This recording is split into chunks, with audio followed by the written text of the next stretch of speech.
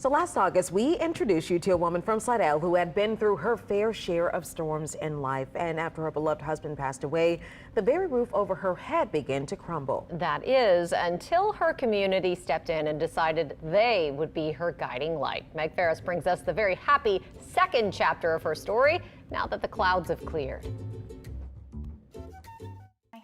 It was a love story like we'd never seen before. Darla Harrow's love for husband Artie, who'd been gone for more than 3 decades, was so deep that in her late 70s, she climbed a ladder at all hours in rain, cold, and scalding heat to save the storm-ravaged house they once called home. For years since Hurricane Katrina, she'd been gluing Walmart bags and PVC pipes to literally hold it up. Inside a maze of decades-old memorabilia, but no electricity or water. Then one day, one man, Norman Chiappetta, who was passing by, decided to do something.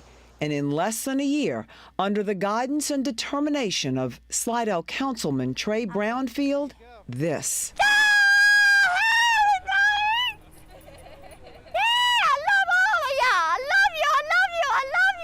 Nearly 36 companies and dozens of tradesmen volunteered and built Miss Darla a brand new home.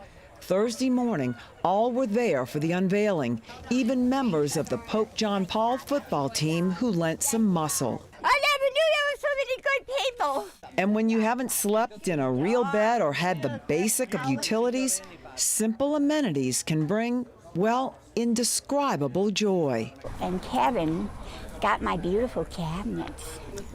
I mean, I thank you. Everything. Gold trim. Gold trim. We got the gold. She likes gold. For my topping, the countertops. Y'all gonna go insane. Journey Fellowship presented a new Bible, since her old one couldn't be salvaged in the demolition.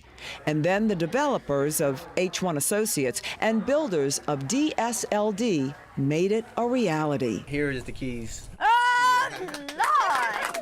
Thank you, God, and for all these wonderful people. Oh, and gold. Yeah. They're gold, just for you. And then Miss Darla shared a completely unplanned coincidence. The love of my life, Artie. Artie, the love of my life. And he passed away today. He passed away 34 years today, with 34. So it's really a happy and sad day. But most of all, I know he's happy to see all these people helping me and getting a wonderful home on his property. Yep. You ready? There you go. The nearly 80-year-old former hairdresser wasted no time cutting the ribbon and showing us around her new home. And with a real bed and bathtub of her own, her first wish is a bubble bath. Bubbles, bubbles, bubbles. I've been yearning for this. After we did our first story last year in August, you donated nearly $43,000 to Miss Darla's GoFundMe account. Now it's in a trust fund, and it's going to go toward paying future taxes and insurance. And all of this because just one man passing by decided he had to stop.